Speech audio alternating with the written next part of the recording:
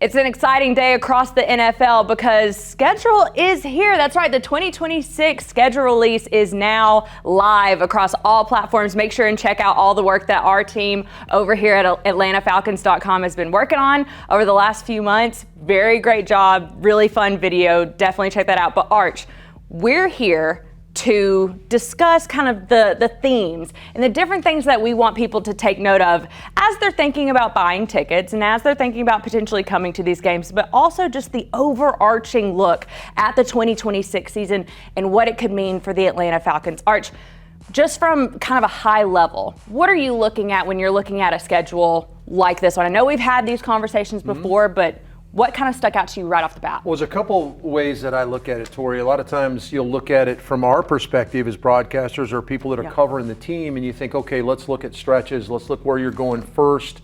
Where are the divisional opponents, those kind of things. Then from a player perspective, as much as you're looking at who you're playing, where are we playing in December? Right, yeah. Are we playing? Because I know Green Bay's on the schedule. We have to go to Green Bay and skip. Well, we don't have to do that, and Tori will get to that, and we'll start talking about that. Yeah. But I think there's a variety of things you look for.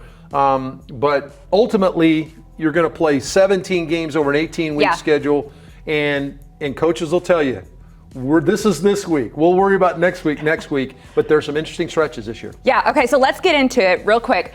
First things first, let's start with the home opener right here in week 2. You obviously open the season in totality with the Pittsburgh Steelers at the Pittsburgh Steelers. We'll talk about that game in a little bit because I kind of want to pull back and talk about that matchup just in and of itself a little bit more. But your home opener against the Carolina Panthers right here in week 2. It's your first NFC South game.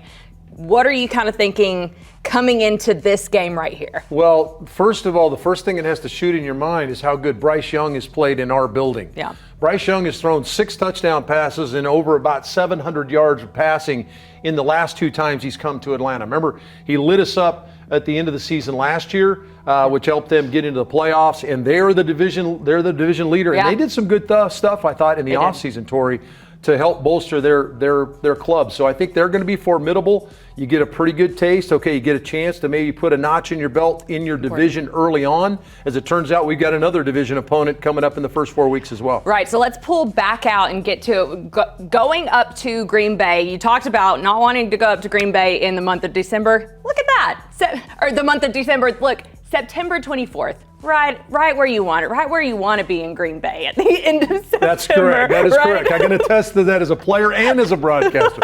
You don't have to wear as many clothes when you go up there this time of year. I'm excited about this game. This one's for. Yeah. I've never been to Green Bay, so I'm excited to get up there. Awesome. Lambeau Field, phenomenal. Right. There's no other place quite like that. But week 4, week 5, and week 6, I think these are some really interesting looks because, as we'll talk about, primetime slots. Yeah. The Falcons have 3 back-to-back primetime games between week 3 and week 5 between the Packers and the Saints on Thursday night and Monday Night Football. So that's kind of collectively what you're looking at there. But then you get your one and only home primetime game in week 5, Sunday Night Football against the Baltimore Ravens. I think this is a fascinating stretch of games early in the season that the Falcons are going to be in primetime slots.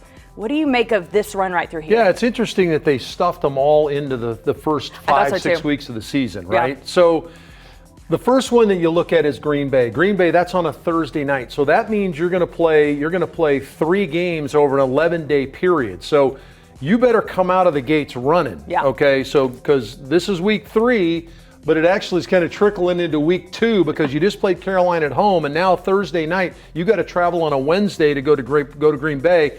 It's an easy place to get to, but you get into Lambeau Field. Then you get kind of the mini bye week that weekend, and then you play on a Monday night. So an extended week for week 4 to get to New Orleans. And then, of course, a Raven team that's trying to rebound. Remember, Lamar Jackson was hurt last year. They weren't quite up to speed, although Derrick Henry was number 2 in the National Football League in rushing a year ago with almost 1,600 yards. So a formidable group there, new coaching staff there. What will their philosophy look like? So there'll be a little bit of some unknowns about Baltimore. But being able to play in prime time is always something players love to do. Just like it would have liked to have had it spread out a little bit more throughout the year. Yeah, I think if we're kind of talking about what you would want, but I will tell fans at home that there are some flex games coming up towards the end of the season that we'll talk about that could potentially be open open to some primetime slots. You never know about that. So let's wrap up. You end week 6 at home against the Chicago Bears, Ian Cunningham's former team. This is a big game because we know how much the Chicago Bears kind of reinvented what they were, especially last year. They're a playoff team. They've had some of the most exciting games of the entire 2025 season came from the Chicago Bears. What do you think about wrapping up this slate of games hosting the Bears at home? Well, Chicago's a team that comes in with great aspirations. Obviously won the division, as Tori talked about. You guys watched it last year. It's a Chicago Bear team that was on the verge of going deeper into the playoffs and had a tough home playoff loss. So they're expecting that next step from them. If you look at the first 6 games, 4 of the first 6 are playoff teams from a year ago. Yeah. If you go extend to week 7, which we'll talk about as we get into the next group, you're talking about 5 of the first 7 teams you're going to play were playoff teams a year ago. Again, got to get off to a good start. Yeah, so let's go ahead and move to week 7. And I really think this is kind of the bulk of what you're talking about, where you have some of these teams that were division guys. So I think that when you're looking at kind of where you are week 7, week 8, week 9, this is a pretty hefty stretch of games before you get to your bye week in week 11. And what we'll talk about too is not just is this a heavy stretch of games after already going through the first slate that we already talked about. Week 9, that's your international game. That's when the Falcons are heading to Madrid, Spain. So that's an exciting time just in general for the organization. I know I'm very excited. Arch, I'm sure you're excited.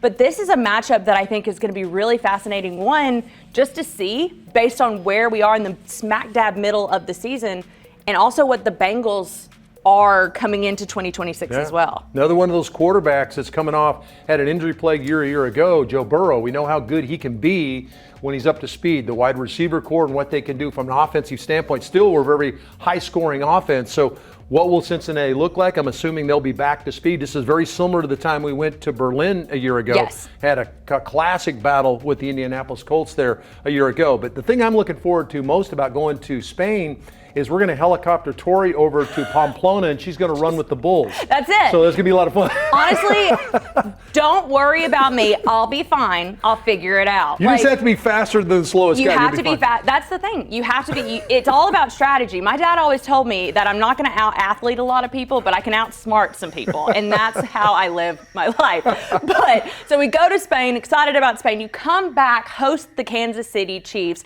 and then you have your bye week in week 11. Yeah. Arch, if there is one thing that Arch and I care greatly about, it's the placement of bye weeks. Yeah, we have a lot of big opinions on this. I personally think that if you could have had week 10 or 11, knowing that this Spain trip was in week 9, I would take that every day. Yeah, I agree with you. I would have liked to have seen it right here, post the Spain trip. But we get Kansas City coming back. Think about this, Tor. You've got, the Niners are very formidable. Obviously, you got a division opponent. Then you get 2 teams that are a little bit in flux. Joe Burrow, we're going to get them on in Spain. And then you got Patrick Mahomes, who's coming off the injury. By the time you get to November 15, you figure he's either going to be up to speed or he's not, coming off the knee injury. But you get more, arguably the best quarterback in the National Football League.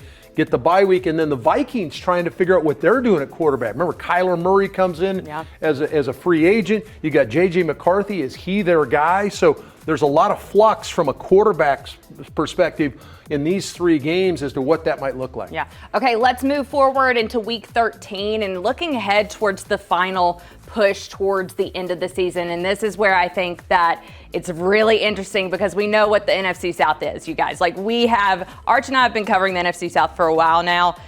And it always feels, and I know that this is by design based on the league and how things are wired, but it always is coming down to week 17 and 18 to decide the NFC South and who's going into that playoff spot. I think it's going to be no different with the fact that you have 3 NFC South opponents to end the league year with 16, 17, 18, Bucks, Saints, Panthers. Like, this stretch right here is going to decide the NFC South and who's heading to the postseason. This is what the league has tried to do now, is they've tried to backload those division races into the end of the season so you get some of that intrigue. They didn't do it any better than right here for Atlanta, getting Tampa, New Orleans, and Carolina in the last 3 weeks of the season. These 2 teams tied with Atlanta at 8 and 9, as you know, for the division lead. Carolina wins on the tiebreaker. This is the team that's coming on in the Saints. So there's the two teams that you're going to play in 16 and 18. With the Saints sandwich right in the middle. Right in between. And I think the Saints are going to be more of a factor this year. Too. I think the young quarterback and Tyler Shuck showed some of that promise. They did some good stuff in the draft. They drafted a wide receiver for him. So I think that they're going to be much more in the mix with these. So, and to close the season with 3 division opponents, I guess it's right there in front of you. Yeah. You can either take it or you can let it get away from you. You got an opportunity to do that. I think that's why, as I'm looking at this schedule, it's like I'm okay if the Falcons don't start fast because of all the newness and because of everything that they've got going on and because of kind of the quarterback competition that you have between Tua Tagovailoa and Michael Penix Jr. going into the season. I'm okay if you have a slower start, but where you need to pick it up, and this is kind of where I'm going at, a chance to make a run, and the chance that you need to make a run during is in those final few weeks of the season. I have some different categories for us, and I want to stay with this week 14 all the way to the end of week 18, where you are seeing the bulk of triple header between NFC South teams. This is where I think if you are the Falcons and you need to make a run, it's during this bucket of games where it needs to happen. Yeah, I'd almost double down on it, Tori, and say that you have to make the run here. Yeah. If you stumble in week 16 through 18, then you're probably sealing your own fate. But so it's there for you. It's laying there for you to take it. Remember, we talked about QB flux, what's going on here in Cleveland. You know, got Deshaun Watson coming back. You had the young quarterback Shedeur Sanders and Dylan Gabriel were there a year ago. They also drafted the kid Taylon Green out of Arkansas. What's going on quarterback here? Jalen Daniels. By this time, you probably figure that Dan Quinn's got it figured out at quarterback, but is he back and ready to go? So, again, more quarterback flux and then closing the season in the division. And like I talked about earlier, there are some flex opportunities for the Falcons to move into some different days and some different times, potentially primetime slots if it turns out to be that everybody's clamoring to see what's happening in the NFC South. And right now, that's where we are at week 16, hosting the Tampa Bay Buccaneers and then ending the season on the road against the Carolina Panthers. Both of those are flex options and TBD right now. We'll know more as we get closer to the end of the season about that. Now, Arch, I'm looking at the season in totality. I'm going through everything and I'm like, okay, where is the toughest stretch of games here? And when I'm looking at this organization and where the Falcons are, what's that toughest stretch? So I'm going to pull up some options for you about what I think could be the toughest stretch. And here's what I got to say. It goes back to what you're talking about. You're talking about playoff contenders. You're talking about the Tampa Bay Buccaneers. That game for the last 3, 4, 5 years, it doesn't matter what each team comes in as. Those games have been incredibly competitive. Then you go out to Spain, and then you come back home, and you have one more game before the bye week, and you're just getting to the bye week at this point. But this, I feel like, if I'm looking at this schedule, week 5 through week 10, that's the toughest stretch for this group. Yeah, I couldn't agree with you more. You got the primetime game here Tori's told you about. Chicago, San Francisco. I think if you probably got the prognosticators out, they're all predicting that those 3 teams are going to the playoffs. Yeah. You know that Kansas City, probably with Mahomes back in the mix, will be back in the mix. And Tampa has been that team we've been battling with all the time. And maybe the enigma is what are you going to get on the road in Spain yeah. with Joe Burrow back to doing what he's a. So really difficult stretch here. I don't think any team has any cakewalks when it comes to playing in the National Football League. Yeah. But we certainly have a stretch here. It also counter and double down on the early part of the season, those 3 games in 11 days, and then you throw New Orleans on the back end of that. Yeah. That's 3 of the 4 are on the road. That might be a tough stretch as well. So I'm going to wrap up with the game that I've decided, just because of my own personal brain, that is the game that I'm circling on the calendar. And that is actually week 1 on the road against Pittsburgh. And Arch, I want you to talk a little bit about the Pittsburgh Steelers and where they are right now and kind of why this is an intriguing week 1 matchup. Yeah, Mike McCarthy comes in as the new head football coach. There's still, as we record this thing, there's still some influx as to what quarterback's going to look like. We think Aaron Rodgers is going to come back for a 35th year in the National Football League. Right. But Rodgers played pretty solidly last year. Remember, this was the only playoff team. This was the only team over 500 from the AFC North. They went 10-7 a year ago, made the playoffs. They've got some people around him. They're building around him, McCarthy, and he know the offense. I will say you this is a house of horrors for Atlanta when you start talking about going to Pittsburgh. Yeah. Atlanta is 2-16-1 in the 19 games they've played against Pittsburgh in the history of this matchup. Atlanta's opened up 1 time in Pittsburgh. It was in 2010. Matt Ryan threw for about 260 yards. Roddy White went for over 100 yards. and they lost in overtime. Troy Polamalu made one of the greatest plays I've ever seen on a comeback route, right from the middle of the field to intercept a Matt Ryan pass. It led to an overtime win for Pittsburgh. But that is a tough place to go play. There's some places, and you talked about Green Bay. Yeah. There's some venerable places. As it turns out, Pittsburgh's one of those places. They've only had 3 coaches in 50 years. I mean, there's some stability there. What is it? The stat is there's been just as many popes as there's been head coaches in Pittsburgh. It's unbelievable. So you're talking about Pittsburgh, and then you're talking about Green Bay. You're talking about 2 of the places that are 2 of the greatest and old-time places that you're going to go play. Yeah. And so those are 2 of our first 3 games. I love that. And now I'm going to kind of switch it over to the Falcons perspective. And the reason why I kind of have this week circled too is so much new has happened. So many things have changed within the Falcons organization. Obviously, we know the ball's going to Bijan Robinson. We get that. The ball is going to be in Bijan Robinson's hands at some point during week 1.